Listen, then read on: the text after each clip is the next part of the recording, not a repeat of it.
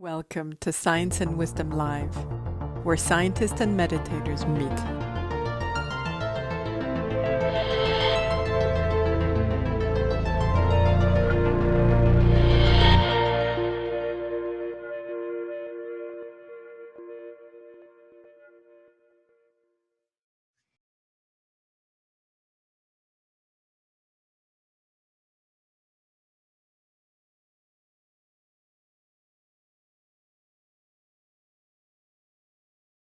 Well, Professor Hiley, you've kindly mentioned that I can call you Basil, so that will be the last time I use your honorific that you're greatly deserving of. And I really enjoyed your passionate presence in the Infinite Potential movie, so I'm excited to get a chance to ask you some questions here today. Thanks a lot for joining us. That's a pleasure, and I hope I can keep some interest going in this subject. But let's try. Fire away. I'm sure. I believe you have some questions for me. Yeah, I'm sure you'll. I think the challenge will be getting through the stack of questions I'd love to ask you, but we'll get to many good ones, I'm sure.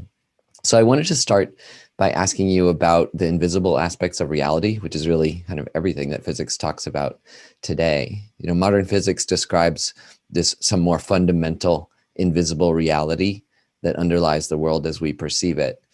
And what I wanted to ask you about is if in Buddhism and in other contemplative traditions, there's also a view of an invisible reality that's more fundamental than what our senses tell us. Do you see these underlying realities of contemplation and science related in any way? Interesting question. For me, what quantum mechanics presented me with was the fact that somehow you had to accept things which seemed to be totally contradictory. And then when you tried to penetrate below them, the voices of authority like Niels Bohr would say pictures are not possible. Therefore, immediately one says, well, I'm sorry, I'm a bad boy. I don't like being told it's not possible unless I can understand why it is not possible. Now, what I was interested in even as an undergraduate was what the hell is going on? Why are we presented with this seemingly abstract formalism without and yet keeping the classical picture? We're taught the classical picture until we're sick of it, and then we're suddenly told when we come to quantum mechanics, oh, drop all that, it's totally different. And there is this, as you said, seemingly invisible underlying reality. Now, so my interest in that was just to ask questions about that. When I was an undergraduate, I was told that, oh, for goodness sake, stop asking those questions. Just get on and learn what we're teaching you, and everything will be fine. Well, I was not very happy with that, as you can imagine. But then I managed to perform the tricks they asked us to perform as undergraduates and even postgraduates. And I did some very interesting work in postgraduate work when I was working with Cyril Daum on the Ising model on collective phenomena. And it began to show me that underlying this phenomena, there is something which is tangible. So you see, I'm not going down the Buddhist point of view. I'm just saying, look, this is a problem for me. I don't understand what is going on. I think that's the basic point. I'm told that we have to have this apparent contradiction of wave-particle duality, and I don't understand why. And it doesn't make sense. It's not at all clear. But then I must tell you that I actually grew up in India. So I have, as it were, imbibed the Indian tradition or the Far Eastern tradition by experiencing it, not intellectually, but by experiencing it with sight, with sounds, And of course, with smells as well, one mustn't forget the Far East is not exactly exotic and smell-free. But the whole way that the Indian society was organized was something that was very much apparent to me. So I, if you like, must have imbibed some of the Eastern tradition. And although I don't look for answers in the Eastern tradition, I certainly respect what they try to do. And Buddhism in particular is something that I am no expert in, but I've always kept an eye on the discussions that go on in that particular area. So I would say I'm aware of both of them, but I'm not sure that my physics has been influenced very much by that tradition, except perhaps by osmosis. Yeah, were you present for some of the meetings with His Holiness the Dalai Lama? And I David never Bohm? met the Dalai Lama, no, but I was in the presence of meetings with Bohm and Krishnamurti. Mhm, mhm. And I once horrified David Bohm because I went to the school. Krishnamurti had a school at Brockwood Park in Hampshire. And I went to school in Hampshire after I'd returned from India. And so I know that area very well. And and one of the teachers at that school happened to be someone I was at school with. And we played soccer together. And David Bohm came out one day when I was there on an intellectual business and saw me running up and down the right wing and wondered what the hell I was doing. But but that just shows how unorthodox I am. I should have been discussing these very deep problems, but no, I was on the right wing chasing a lump of leather. Well, can I ask you, over the course of your career, asking this question about the fundamental nature of reality, whether an interpretation of those equations and not just the equations as a way of solving problems, can you describe that in any way that an ordinary audience would understand? What is this more fundamental aspect of reality? Can I show some transparencies just to get people, because I do a lot. For me, the visualization is very important. I think if it's helpful, yeah, sure.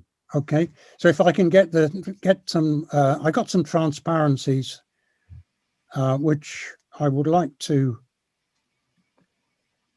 because I didn't quite know how we were going to organize this talk. Can you see? Oh, there you go. Yeah. Can you see my the Escher? The Escher. Yeah, I see it. That was just okay, good. Well, that was just to start with. But then you see, what puzzled me so much was really, I've already told you, I'm very interested in sport. So I'm looking at quantum mechanics and saying, all right, how do I play quantum squash? Well, I've got a ball and I've got a racket and I hit it against the wall and I keep hitting it. And of course, if I'm playing with ordinary classical, it'll come back again. But if I'm playing quantum squash, occasionally the ball will disappear and go through the wall. And then you say, well, yeah, what's going on there? This is ridiculous. Then, of course, you've got the classic interference when a particle behaves as if it's a wave. And what you find is that it's a very funny wave because you slowly build up the particles arriving at the screen until here you've got very few going through. It's only when you get a few 100 million going through that you begin to see the fringes, which are the interference pattern. And in fact, I'm so disbelieving that we actually did in the laboratory at UCL actually use argon atoms and build a movie out of the argon atoms arriving at our detector and forming the fringe pattern. So this is not something just abstract, it's something we can actually do in the laboratory. And I think that I was very pleased with this. I have to, these dots you're seeing here are actually argon atoms. And this movie was made by Joel Morley. I hope I've got the right name. It's either him or Vincenzo, and I think it's Joel Morley who did this. Quite beautiful.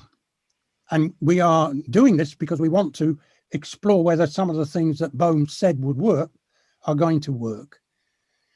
Now, just to have a look at the difference between random scattering, which is this Bourne's machine gun, it's called, I don't know where I got this picture from, but it shows that if you've got one slit open, you get that. If you close that and open the other slit, and when you open both of them, you get two lumps. But if you do the same thing with a ripple tank, you find instead of getting two lumps, you get this interference effect. And now you use the electron gun. I've just shown you a live argon gun. You find that when you open the two slits, you get this. So the question is, what is the relation between the individual, the particle arriving, and this collective behavior? Because what it's saying is that if I have both slits open, my particle will get to a point on the screen, whereas if I close one of them, it will never get to that point. So how does this single particle, the individual, know that it has to respond to the collective behavior, even though there's no other particles present at all? Okay, well then the way we were taught to do it is just saying, oh look, we've got a wave here, so let's find the simplest way to explain it. Well, we simply have got an amplitude, which is the height of the wave, and it is modulated by a phase. So let's just say, okay, let's represent the particle by a wave function with an amplitude and a phase. Sorry, I've got to be very careful. I touched the iPad and the whole thing changes too quickly. I'm sorry about that. And then, so what we then find is, well, the amplitude is actually r squared when we see the height of it, because this can't be positive and negative, the amplitude, as you can see from this picture here. And we interpret that as being the probability of finding the particle at that point. Mm-hmm. So now we've changed from something, a system going through, to a probability of it arriving at a particular point. And then we say one more feature. If that was all, we wouldn't be very excited. But then what de Broglie noticed was that if you take a stationary state with the energy, you actually get an equation which you can solve and to give you discrete energy levels. And one of the things that we see in the laboratory is looking at light going through a prism, is we see these line spectra, and these line spectra actually give you the correct results of the Bohr theory using E equals h nu. So somehow there's a very, and this is very easy to do. This is something that nowadays a computer does in a couple of seconds. So it's a brilliant way of doing the algorithm. And then let's have a look at the quantum squash. Represent the ball by a wave packet now. It comes up against the barrier, and then it does this alarming jiggery-pokery here. And then what happens is, let it go on a little bit longer, and then you finally find sometimes a bit of the packet comes this way, a bit of the packet goes through, but also a bit of the packet remains inside the wall. So that's what the Schrödinger equation is telling us happens. Come on, man, what the hell is going on? Well, and then of course you get the ultimate, which is Schrödinger's cat, where if you give the cat a wave function, put him in a box, and then you become an assassin and let photons go through here, which triggers a device which breaks, or as the cyanide gas, I think it is, and either if the photon goes through, it kills it. If it doesn't go through, the cat's alive. So the process actually occurs here, but we've got this state in we cannot tell whether the cat is alive or dead. And people say because of the linear combination, psi 1 being alive, psi dead, psi 2 being dead, if you add those two, the linear combination, you have to take seriously in quantum mechanics. And this, Schrödinger actually mentioned this paradox, hoping that people would wake up. Okay, but no, it's sort of become accepted. And oh, yes, that's the way nature behaves. Okay. And can I ask a question about that? Please So stop me whenever whenever you. I think some people are obviously, I think people probably don't understand the equations, just like me. Yep. But we've heard some of these conventions, and we could probably stop the screen share too, so we can see Okay. Basil. Wait a minute. But I want to ask you a question. Yeah, I beg your pardon. Yeah, sure. Right. Oh, yeah, that's great. Nice to see you. But I want to ask you a question about that because, my lay understanding of this is that there are a couple different interpretations of quantum mechanics.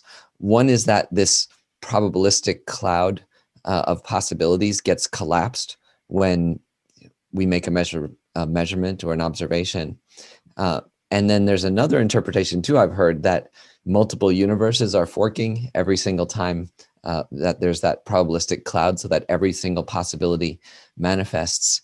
Now, in your work, do you and David Bohm's interpretation, is yours a third interpretation or some other interpretation? Yes, it's a different interpretation, Mm-hmm. and I was just coming on to that. But oh yeah, but thank you for stopping me, because sometimes I talk away and people are not following, and I'd much rather people follow me.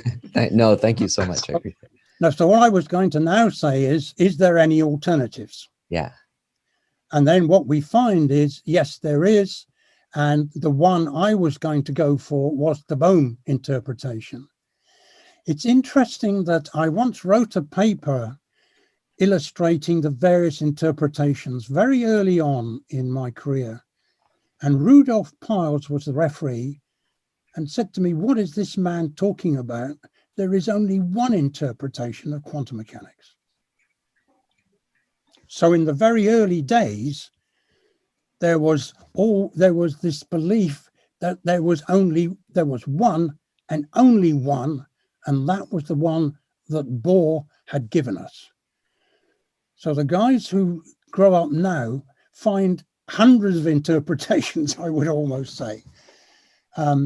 Whereas in the day that we were working, it was, sorry, I'm having a little trouble with my screen. It's all right. I've suddenly solved the problem. Great. This is the trouble with technology. You can't see me beavering away here trying to get back and see you guys again, because I forgot for the minute how it worked. I'm not as adept at using these technologies that the younger guys are. No, it's okay. So continue. What is the Bohmian interpretation? Yeah, okay. So then now, yeah, please, somebody wants to ask a question? No. Oh, no, I think we'll continue. In about 20 minutes, we'll open up to outside questions. Okay. So let me just, I got as far as,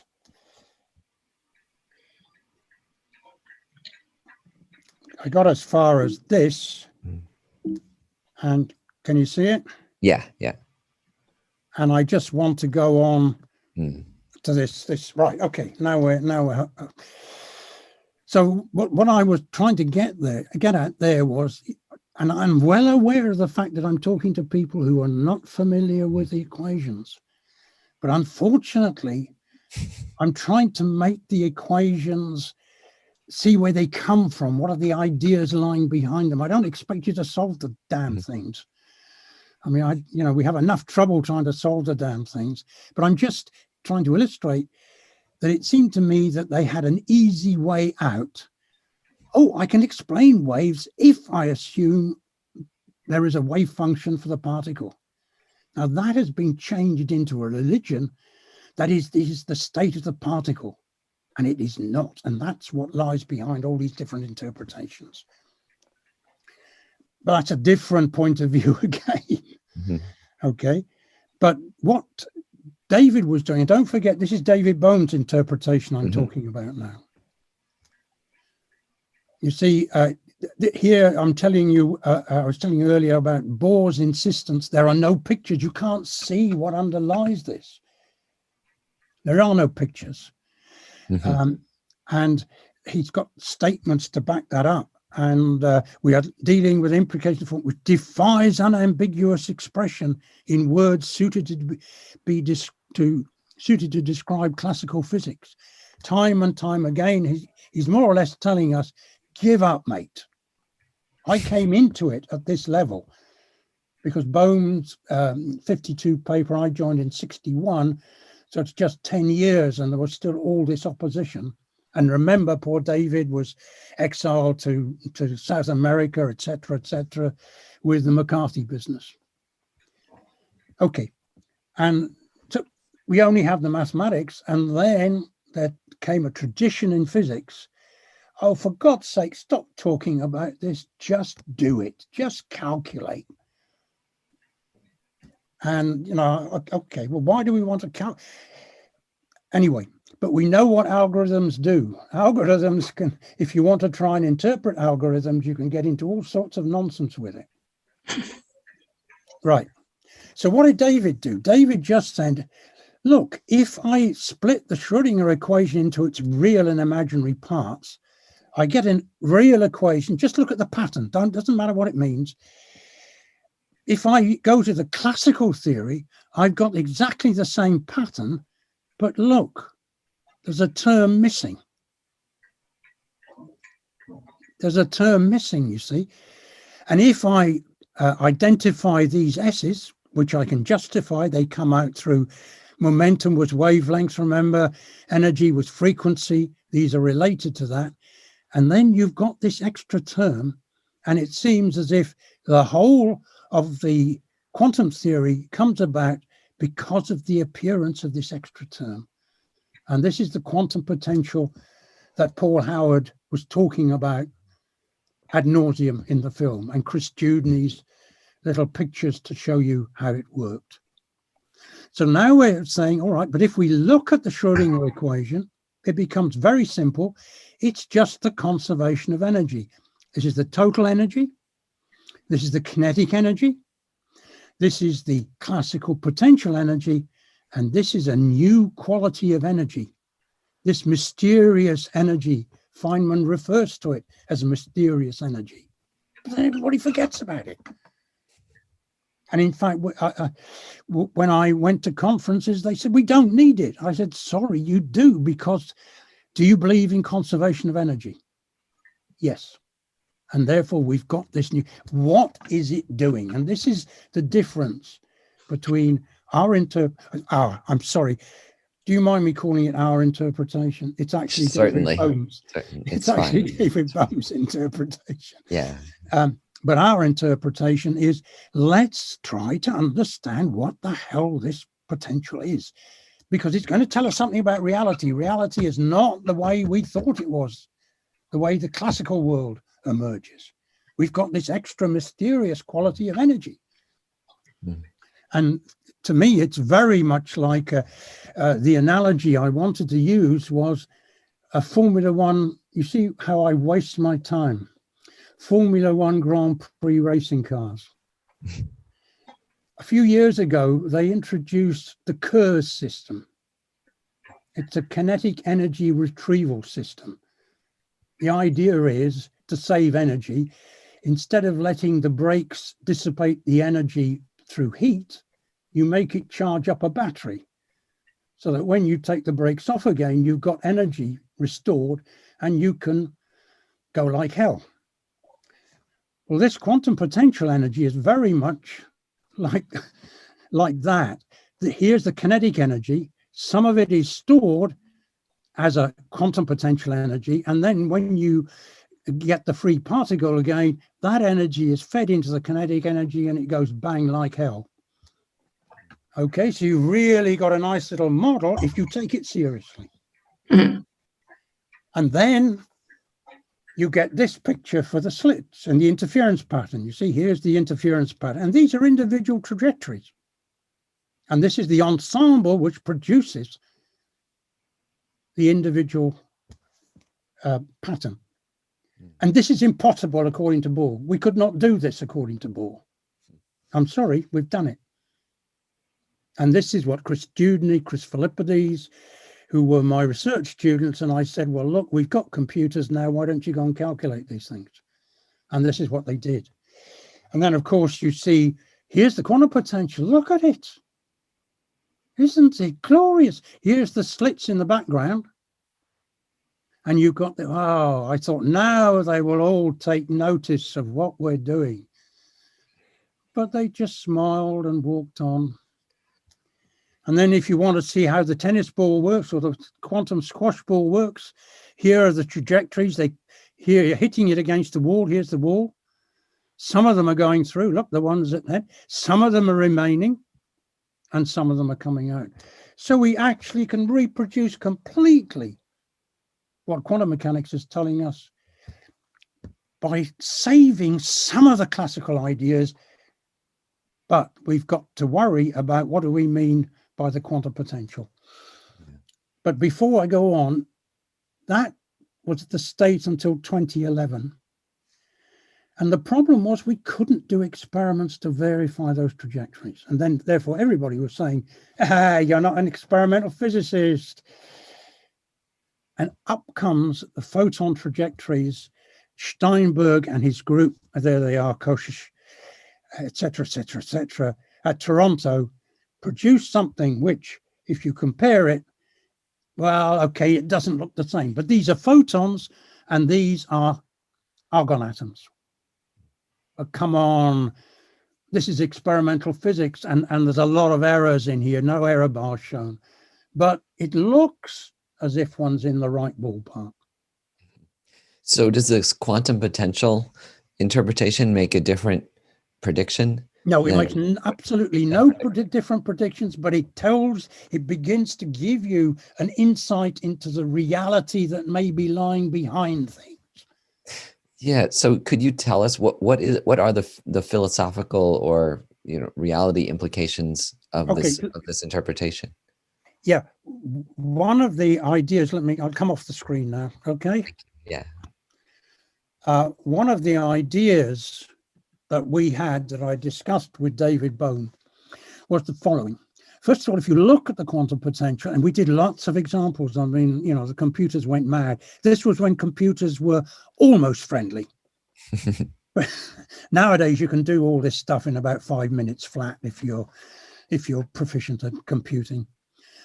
Okay, so what we found then was that the quantum potential, it works in every situation. Everybody said, oh, yes, I can see it'll work here, but if you do it, it won't work for that. So then we did it for that. Then they said, oh, that's interesting, but it won't work for this. So then we went and did that.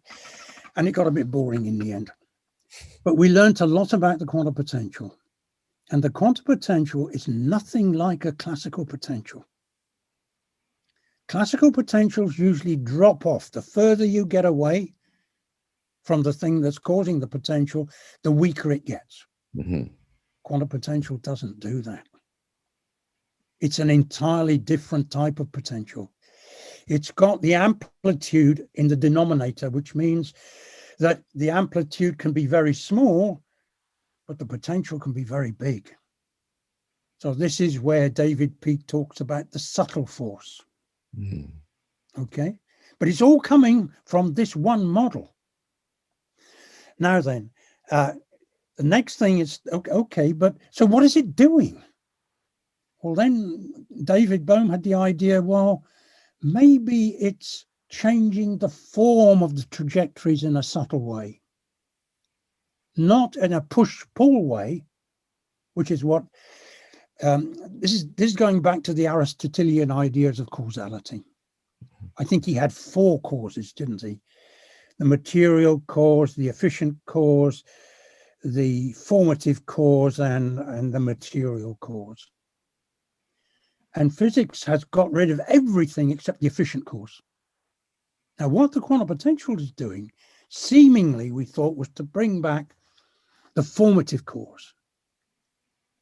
And then I said, well, if you're then talking about the but what goes into the form? It's the information about the experimental conditions, about the slit width, about the how wide they are, how far separated they are. So you're feeding in information into this quantum potential, which is then feeding it into the individual particle.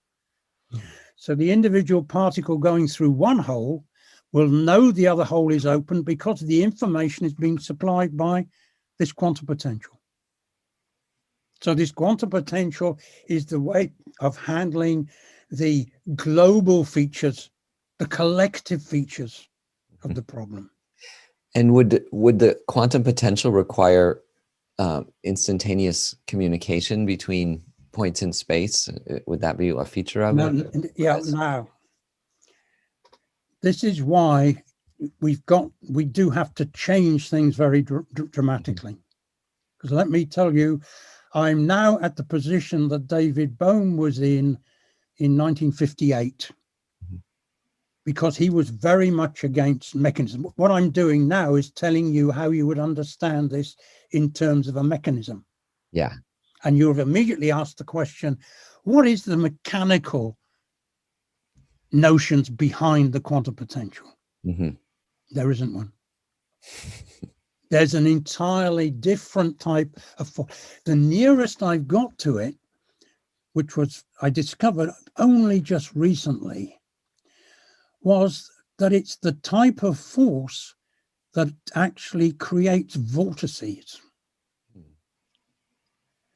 And they are, let me say, the way an aircraft has its lift is the relation between the fast flow of the air over the top and the soft flow underneath causes a force. So it's actually flow is causing a force. And this is very different from anything that we've got in the mechanical world. But it appears in Einstein's general theory of relativity. I don't know how many people are aware of this. Einstein certainly was, because he mentions it in a paper. And this type of, so they're now going to be a different type of geometry. It's not geometry, but it's ferrometry. Not photometry, but ferronomy. Now that word was in the English language in the 1880s and earlier, but it dropped out. But Einstein realized it was already in his theory. So we've got something coming in here now. You can see my interest. That there's something already that Bohm has spotted, which is of this quality. Yeah. And therefore, you can see the excitement coming in. And does this relate to Bohm's ideas of wholeness or implicate order? It is the wholeness is the quantum potential essentially contains the information of the whole, of the whole experimental arrangement. But it's contained in a way which can feed a point particle, because that's where the total energy is being conserved. So if you like, the particle is slowing down like a Formula One as it's coming up to the two slits, because it has to have energy feeling the environment. I'm sorry, I'm being organic. I don't know how else to describe it. Anthropomorphic, yeah. Yep. And then it all gets put back again into the energy finally when it hits the screen, and we record it, because we see the whole energy. Energy nowhere is not conserved here. And energy is the thing that is non-local. And we already know that in gravitational waves, energy cannot be localized. Gravitational energy cannot be localized. So this is this strange phenomena that David Bohm got in the 50s has indications elsewhere that we've really got to take this non-locality seriously. So at the time, there was this theory was dismissed, at least according to the film, where I learned this information. This theory was dismissed for in some ways because it couldn't be proved or disproved. But my understanding is now you have some experiments underway that could validate the theory. Is that correct? Yes, that was the pictures that I put up on the last slide. Those were for photons, and photons are very different from helium atoms. They've got different properties, and in fact they shouldn't. Okay, I'm not going into that. It's a technical problem for physicists, not for philosophers. And what we decided to do what the Toronto experiment did was to show that you could use the formalism to measure these things locally. They're called weak measurements. And so what we are trying to do is use weak measurements to work on the helium atoms and actually try to construct the trajectories in the same way. Unfortunately, we've been stopped for a year because of COVID, but we're now working on it again, and we're getting pretty close to be able to see whether we are successful or not. And the experiment would have a different result if the quantum potential is in effect versus another interpretation of quantum physics? It's showing that there is a change of, there's a different signature that we can get when we push a laser. When we push a laser beam through it. We've got some Peter Barker has been absolutely marvelous on this. In the suggestion, and the whole group, there's a whole group at UCL who are now getting very involved in this. And if we've got the thing correct, we will be able to see something which would not be expected to see on the conventional theory. Is there a way to say what?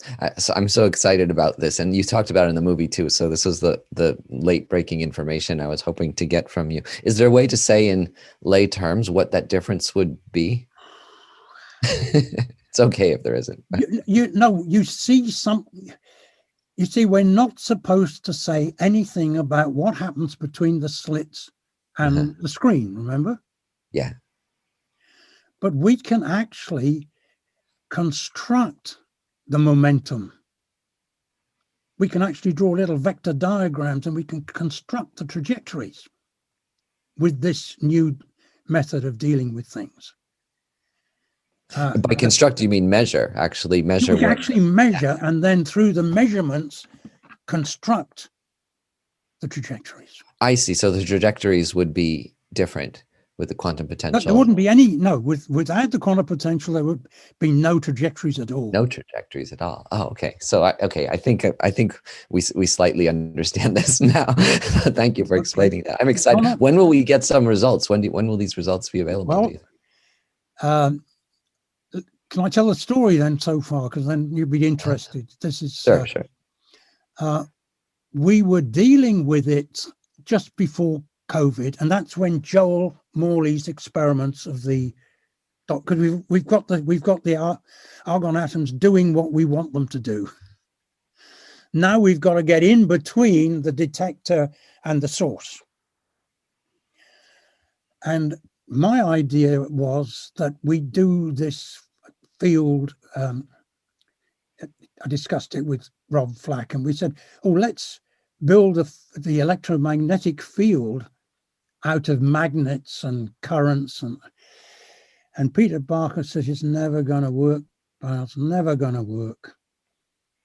And then he came up with a very, very intriguing idea that you can use the magnetic field in the laser, in the photons in the laser. And I can't explain it to you because I don't have a very simple picture of it, but it's a very cunning trick where you push an atom up, pull it down again, and by the difference in you can actually measure the momentum. Yeah, like an electron microscope or something like. It's even more complicated. It's much more subtle than that. I'm sorry, I can't.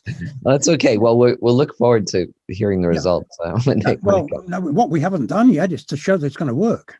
So Yeah. please don't get me, I'm excited because it's work in progress. Mm. If it works out, well, then everybody will be objecting. No, you're not doing that. You're doing something else. But we want to see a signature. Mm. And I think if we see a signature, there will be a sudden change in everything that is said about the Bohm theory. Yeah.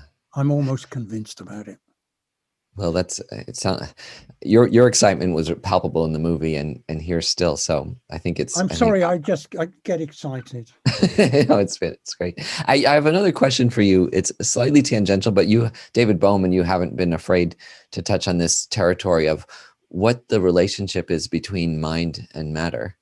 I think David Bohm wrote about this in Undivided Universe. And could you talk a little bit about that view? Yeah, can I come in? Because one of the things you were sure. saying, well, how can I understand this? And I started talking about it not being mechanical, but being organic.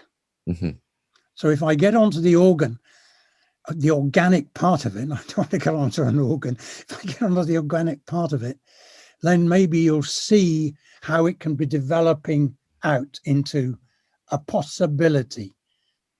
I'm always a bit hesitant here because I'm not a guy who is very happy to talk about too much about consciousness because I don't know what the hell it is. But let me tell you how I was coming into it, and then maybe we can discuss whether this is something or not. So can I take the screen again? Yeah, sure. Thanks. Okay. So then to highlight this, I was going to say, you see, Bohm is very much against mechanics. And please let me get it clear to people who see a bastard called Bohmian mechanics out there. When I showed this paper to Bohm, he said, haven't they read anything I've written? And very early on, he says, quantum mechanics, oh, sorry, I'm not doing this properly. Quantum mechanics is a misnomer. It should be called non-mechanics. And in fact, quantum processes are organic. So already we're beginning to say that maybe this is where we can get into biology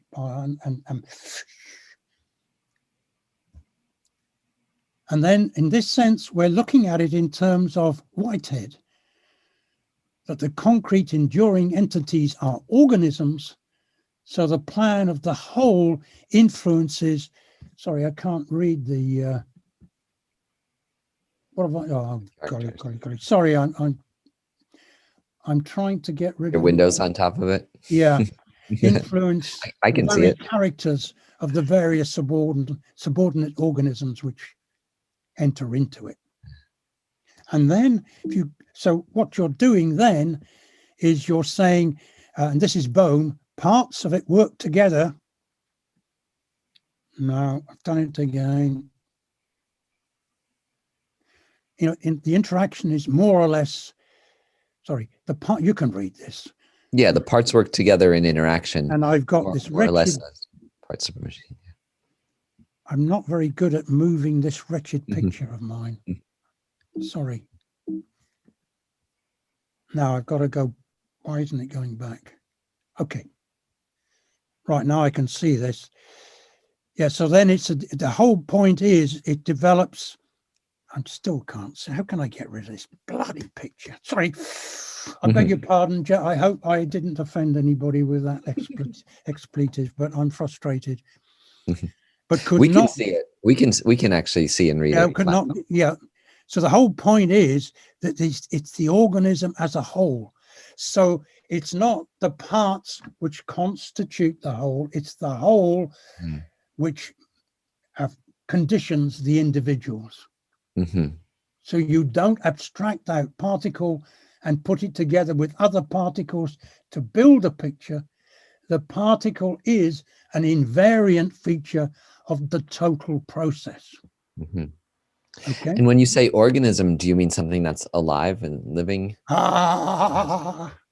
It's organic in the sense of Whitehead. Like the parts depend upon the behavior of the whole, Mm-hmm. and not the parts giving an explanation of the whole. So about causality. Yeah, our mechanical world is always, we get the parts first and then we put them together and we see how it works. Quantum mechanics screams at us, no. And therefore we must change our view of reality. And this is the important point about changing our view of reality to get in to see how mind works. Okay. That's great. This might be a good time to open up to some of the questions from people. Yeah, sure. Let me come off the screen again. Yeah, I have plenty more, but I think the audience would love to. Yeah, I'm pleased. I'm entirely in your hands. Great. So, do we have anyone who'd like to ask a question? If you want to, you can raise your hand using the reaction feature, or do we want to start with Saida and Marco? Well, thank you so much, Scott and Basil, for this conversation. It's opened so many very interesting questions, but I would maybe like to start with a question of a more personal nature. I wonder, Professor Hiley, you clearly have a very deep insight into this fundamental level of reality that you have acquired through research, through your expertise of mathematics. But I was wondering if somehow this process of doing research on this fundamental level and this big question has also changed your inner world and the way you look at things and experience yourself. People always ask me that, but I say no, because it's the way I've always been thinking about how things should be. I mean, this is coming from within me, the feelings. The formulae are just sort of, well, this is where Bohm's implicate order becomes so very important for me, because they are merely the explicate orders, what we see with the mathematics. So there's something underlying that, and that's the implicate order. But it's in all of life. When I want to talk about something, some difficult subject, I have feelings, movements in my brain, and I am trying to articulate them. So I'm responding to an implicate order, and I'm trying to get it out, to make it an explicate order. And that process somehow gets in the way, because not everything can be made explicate at the same time. That's one of the big lessons you learn from quantum mechanics, which I haven't really touched upon so far. And that's what's known as the uncertainty principle. But it's not uncertainty in the sense of being ham-fisted and hitting it, not being able to measure it properly. It doesn't actually exist in that form. So when you're talking about the position, the particle doesn't have any momentum explicitly. But there is a implicit structure which I can change from the position to the momentum to the position. The best way of looking at that psychologically is with the gestalts. You know, the old lady, young lady, those diagrams. Well, that, to me, the diagram is the implicate order. Only my implicate order is algebraic. But if you want to translate it into symbols, it's the lines. And then the way we interpret the lines is whether we create the old lady or the young lady. Yeah, so you're referring to those images that can be looked at, depending on which way one looks at them, one can see either a certain image like a young lady or a different, that's right, an old lady, and both images are there at the same time, but it's impossible for a human brain to perceive those. Yeah, but more important, it's in the brain there already. The implicate order is in the brain. You're trying to make it explicate. Come on, you struggle with words trying to explain something. Yes. So what are you doing? So what is that struggle? Conversation is a way of trying to make explicate what's implicate in the inner world of every one of us. Yes. I mean, it's so obvious. Why do people say it's something mysterious? We're practicing it every ruddy day of our lives. Mm. And what is happening is that we try to get that implicate order idea out of physics. This is why I think quantum mechanics, the view that it gives of reality from the way I'm approaching it, gives us a chance of seeing how the mind works. Because where is the I in the mind saying, oh, look what I am doing? You have to have another eye looking at the eye of the eye that's doing the do it, and you get into an infinite regress.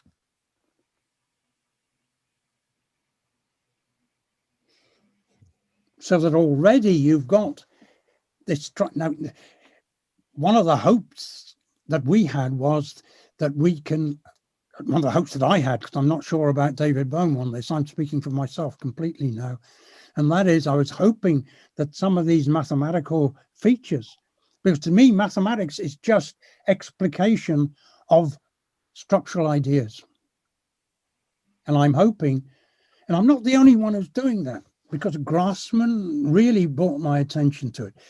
Now, have you heard of Grassmann? Some people have, some people haven't.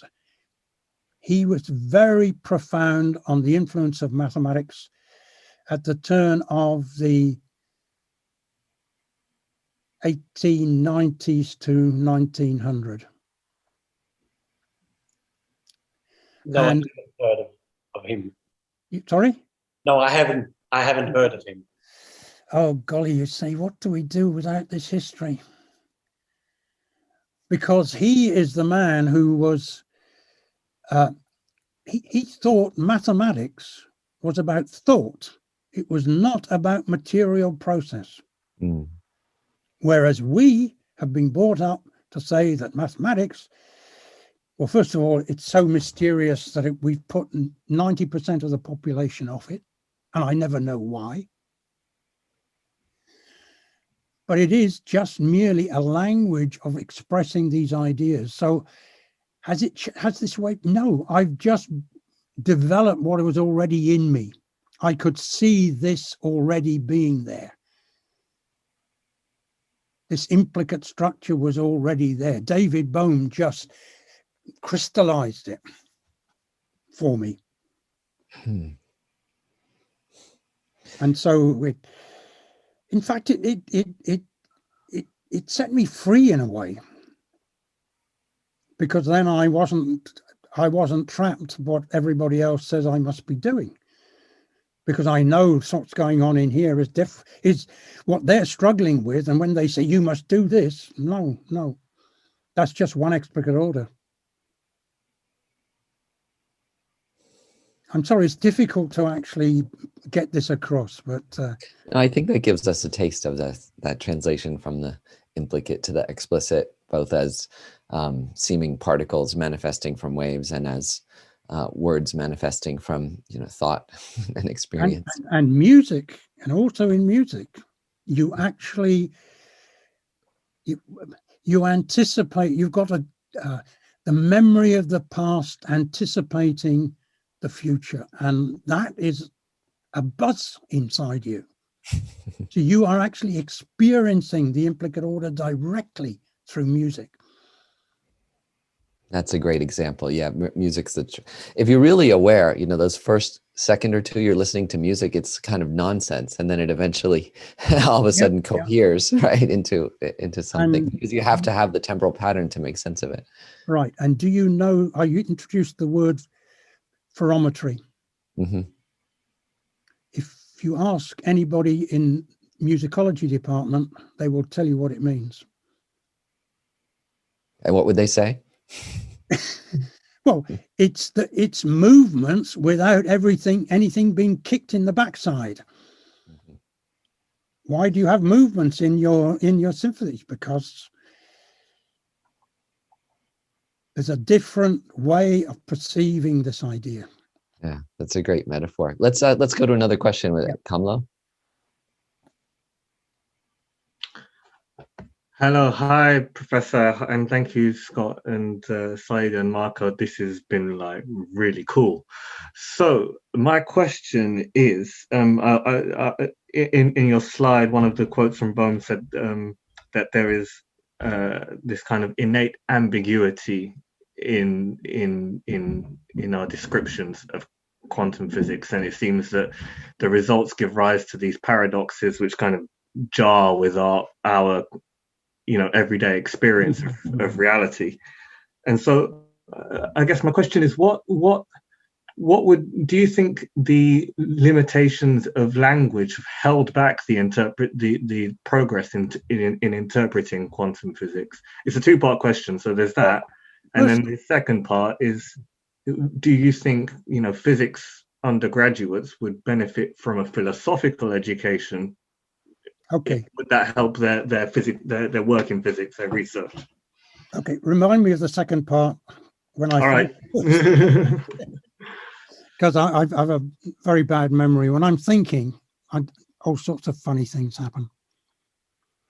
Now, what we came into this was saying, why has Bohr adopted this position? And in fact, some people say that he said we're trapped in language. Mm. But really, it's the question of concepts. Can we create new concepts, which is not necessarily about language? Now, concept creation is something which is very difficult. I mean, I'm always impressed by the appearance of the zero in mathematics. Mm. I mean, that was an Indian invention, isn't it? It is an Indian invention. Yes, I'm sorry to be praising the Indians in this. And it was because they were using stones to count. And they were using it on the dust. And if you've been to India and grew up in India, you know exactly what that means. Because I used to play marbles. There I go again, confessing all these things I played in. And the marbles actually left traces so that when you pulled it out of the dust, there was the zero. So now how does that concept then get taken from that observation, and suddenly a concept is formed and your language is transformed from the concept? So we spent a long time worrying about concept formation. It's a long time ago and I can't remember all the things we went through. But the other thing was we were trying to develop a language which was process orientated, because our language is always, I'll take a cup from a cupboard, I'll fill it with water. We're always dealing with objects, and filling it with water doesn't really interest us. It's the object that we've got. And so we're always thinking in terms of object. So we're thinking of the particle as an object. But it's not an object in that sense. Try to find out, where is the solidity of the particle? Well, it's in the atoms. No, it's not. The atoms are electrons and nuclei. It's in the nucleus. No, it's not. The neutrons and protons.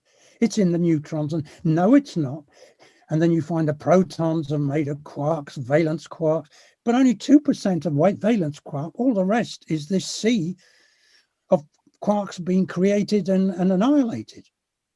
So where is the solidity? It isn't there. It's the illusion. Of course, if we try to hit these things, you're gonna feel the wall if you put your head against it. But that's because we're dealing with a many body system where stability has been established. But in the very fundamental, there is no particle. There is just process. Mm-hmm. Yeah, my understanding of the Sanskrit language too is that nouns are verbs. So if you don't say self, you say selfing. Yeah, yeah. Well, we went through, David Bohm actually wrote a paper on, he called it the Rio mode. Uh-huh. The problem was, I said, Dave, all very interesting, but please, why do we keep translating our object language into this Rio mode and not really thinking in terms of the Rio mode from a start? It's very difficult. The process philosophy is very, very difficult indeed, because everything around us is saying no.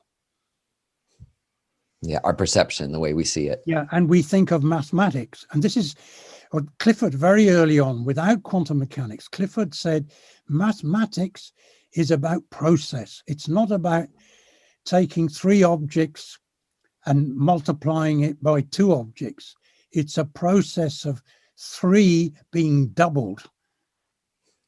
So the multiplication was the doubling, was the activity. Mm. And he came up with a language which is used in quantum theory today. And that's Clifford algebras. John, you had a question?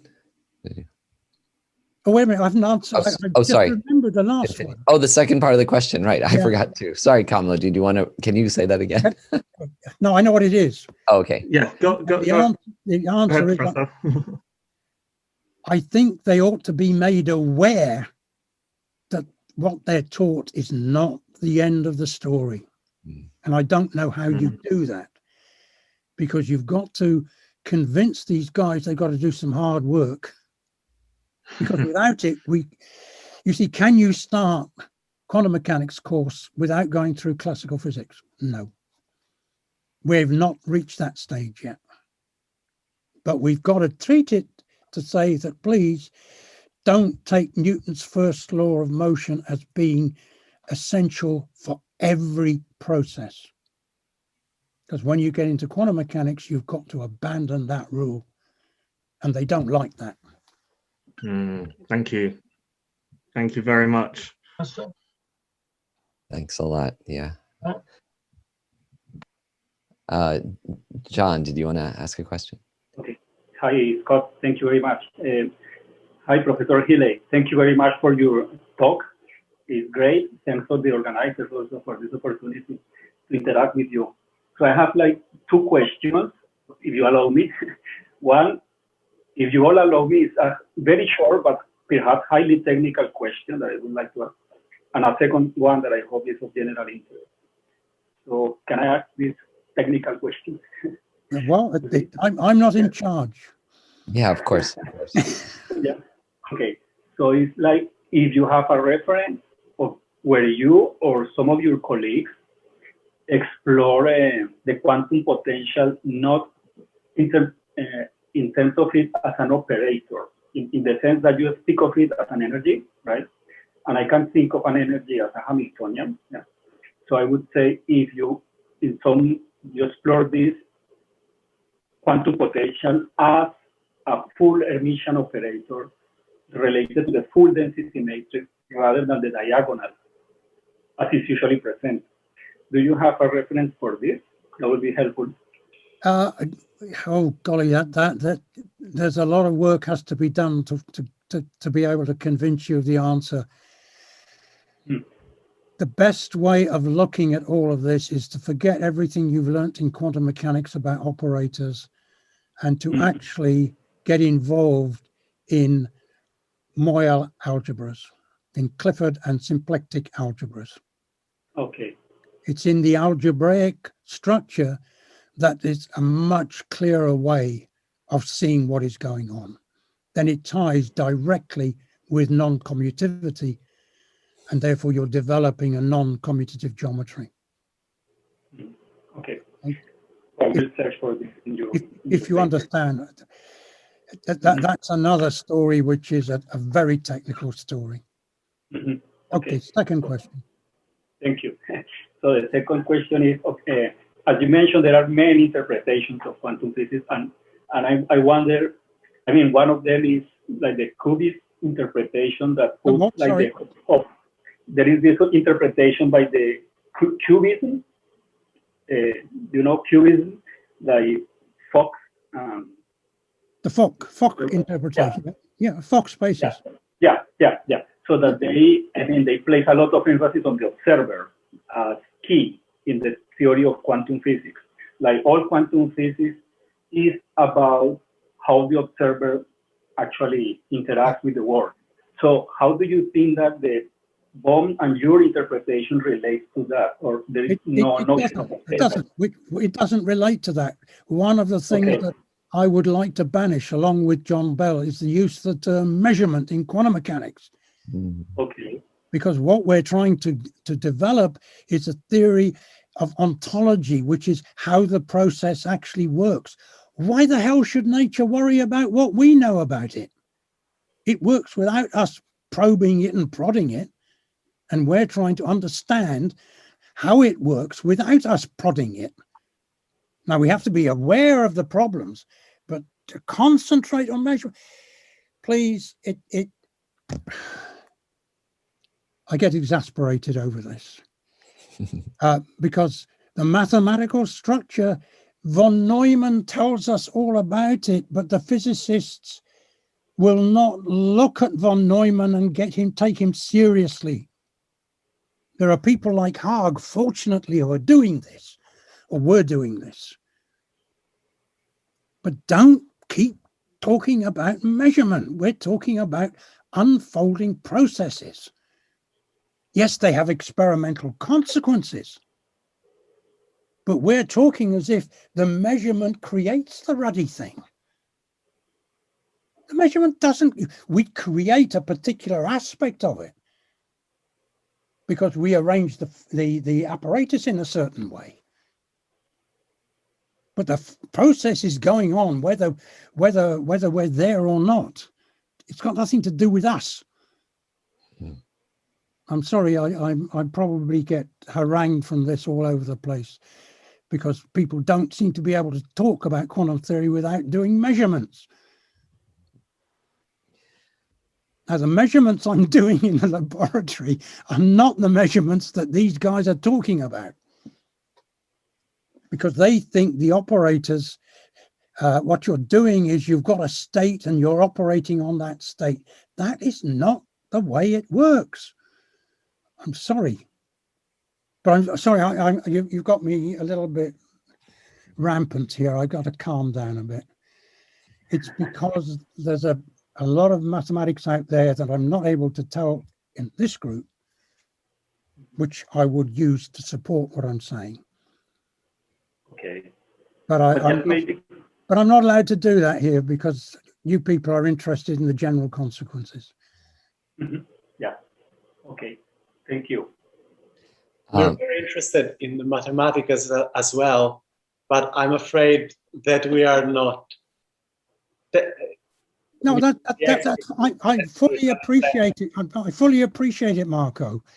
It's just that my colleagues in physics will say, why do you let him loose saying measurement is not important? Because quantum mechanics, as it is taught now, is all about measurement, not what happens between measurements. One measurement, another measurement. So is nothing going on between the two measurements? Come on. And as for the many worlds, if I got into the laboratory and told Vincenzo, oh, it's gone into the other world, he would throw me out of the laboratory. All right, we won't go there then. I think Michael Ryan has a question. Oh, yeah. Yeah, I was originally told that like an electron, for example, can exist as a particle or a wave, possibly both at the same time. I gather from what you were saying before, Professor, you think the actual particle itself does not exist. Yeah, but don't get me. We have an image of a particle, and the image is usually, unless my hooligan childhood days, the image is a sphere. It's not a sphere. It hasn't got it. It's not rigid. It's at best it's a fluffy ball, and it's a fluffy ball of energy, and therefore it behaves very differently from the way you imagine a particle to behave. Okay. So I would rather we've used this wave particle analogy because it's a lazy way of trying to get people to use Schrodinger's equation. I'm sorry, I just it's Hans Christian Andersen. The emperor's got no clothes on, and I'm trying to desperately buy it some clothes from the mathematics store, if you want to use that analogy. Right, thank you. Okay, does that help you? I'm not sure it helps you, but I think so in a bit. Except that on this double slit experiment, when I first saw this on the internet, first of all, they only had one slot open, so the particles were all going through one slot. There wasn't much interference. But when they opened the second slot, then there was interference. And the way I assumed that worked is that the wave part of this particle, or whatever you like to call it, was interfered because that was going through the second slot, even though the actual beam was all going through the one slot. that's where the quantum potential comes in, because that that gives the behavior of the collective, as I call it. Okay. I think it's much better to think the wave is the collective. But the question is, how does the individual and the collective, what is the relation between the individual and the collective? I hope I don't sound like a Marxist when I'm saying this kind of thing. But it's the ensemble average, which is the envelope, the interference fringes. But it's individuals. How the hell do the individuals not go to that point on the screen when two slits are open? Right. So there has to be some organization, some global organization. And the quantum potential is a way of talking about that global organization. All right. Thank you, Professor.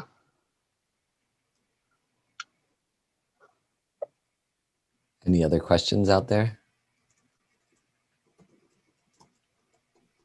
Someone sent us a private message asking which group at UCL is working on this. It's a group under the principal investigator is Robert Flack, and the people who are working on it is Peter Barker, Professor Peter Barker of the AMOP, Atomic and Molecular Physics Group.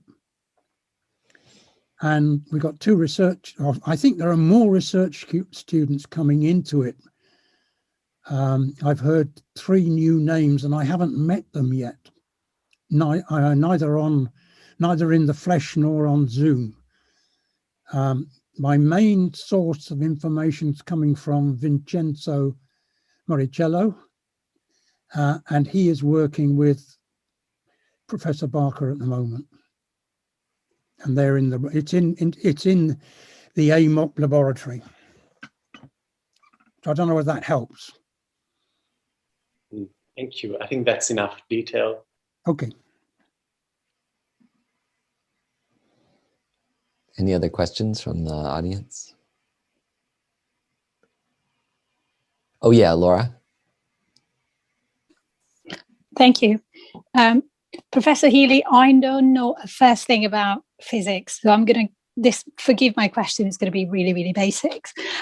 So I have an image of you playing squash, and with your knowledge about quantum mechanics, let's say that you are playing squash and you think that ball could actually get through the wall. You have that concept that it's potentially could happen. So is having that concept, do you think, stable in your mind, something that could lead to you actually seeing the ball getting through the wall? No. Okay. No, because there was a lovely movie that Chris Dewdney has made. And that is that if you remember that the ball is represented by that wave packet, that little lump. Do you remember on my transparency? If the ball happens to be in the front of that wave packet, it'll go through the wall. If it happens to be at the back, it will not. Now, what we don't have control of is putting that ball precisely where we want to in reality. We can do it in the theory, but not in reality. Okay, it just means that if you think you can control nature, forget it. And that's where the ambiguity comes in. You cannot control nature. And if you think you can, it's going to cause disaster. That's the whole point about David Bohm's fragmentation and wholeness. You've really got to consider, and this is where it really does impinge on our society. You've got to think about the whole situation. And this requires a lot of skill, because what we normally do is we say, oh, what's the problem? As David Bohm used to say, and then deny that there is a problem. No, and you don't solve the problem unless you take the whole situation into account. So whenever we're talking, we have to talk about a subsystem, a system, and a supersystem. And it's those three levels of organization that you hope to avoid some of the problems of fragmentation. In other words, you have to know what your totality is. So it's not the whole universe, because otherwise we wouldn't be able to work. There are certain features which are very significant in the global features in that process. And the skill is to know what those features are.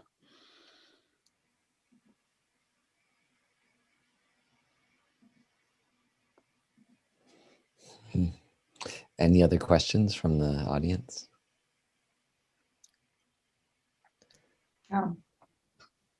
Oh yeah, Ruth. Yeah, I wonder if I could try this, Basil, because I'm a linguist who's doing something which no other linguist does, and that is to think of language in terms of process. And there's a particular puzzle in language, which people give an extremely ad hoc explanation to, and it's that you can't have more than one thing out at the left. You have to just make a fix. But if you've got a structure, a configuration, then there's something you have to say in language that you can't have two of these things at one at the same time. And I wanted to turn to the Pauli uncertainty principle to give an explanation for this. So my question is and this is because if you think in terms of transitions, so if you think always in terms of you're actually building this stuff and you're going to define a transition which opens up one, if you say there's a second one, you can't distinguish it. So transitions, if you define things in terms of transitions, then if you have a transition from one point at which you're at to the next one, that's how you define it, then if you iterate that, it will be completely indistinguishable. Now, what do you mean by completely indistinguishable? It'll be one and the same thing. If I give you a transition from A to B, and I then say, well, I want you to build another transition from A to B, it'll just come out as that transition. I want to... But then you're neglecting what I would call the supersystem. There may be something coming in influencing the target. See, I think of this as the source and the target. All processes have a source and a target. And the target is something which is like something waving around. It's not determined. Right. In classical physics, you always say you've got a source, the target is always determined. But yes, well, part of this, the bit of the story I left out for you is this is because I'm thinking that these things are undetermined. When they're undetermined, if you think in terms of yes, but when they're underdetermined, your source may give rise to an ensemble of targets, depending upon the global situation. And we've got to try and worry about what that global situation is. But that's what we will remember. You're a person in language and also in psychology, that a person's behavior can be totally different when he's in a group than when he's by himself. So it's the group which is determining the individual behavior.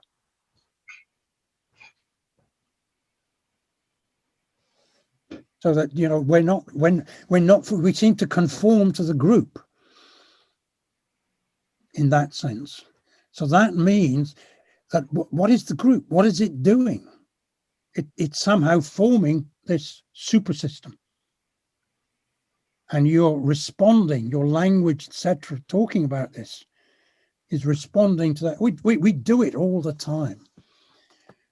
If I'm on the terraces in the football, I don't talk about Plato. So I've got to talk in a way that I can communicate.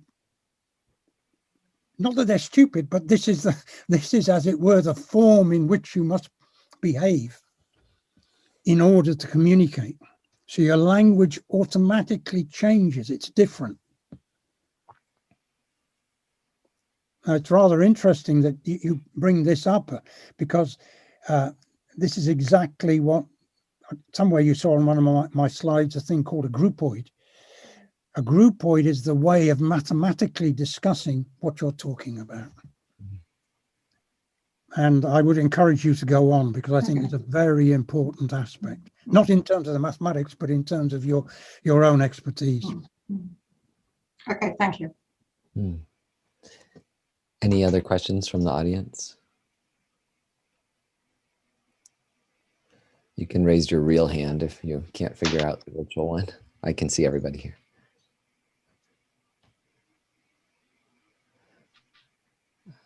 Right. Well, yeah, yes. Oh, perhaps then this is a good moment to bring this conversation to a close. I know there are certainly enough unexplored questions to prolong this conversation over several lifetimes. We'd like to thank Professor Hiley for his time and the way he unfolded his own inner insights. And also Scott for conducting this, moderating this event tonight. And of course, thanks everyone who joined this conversation for your engagement, interest, and questions. It was a pleasure to share this evening. Thank you for listening.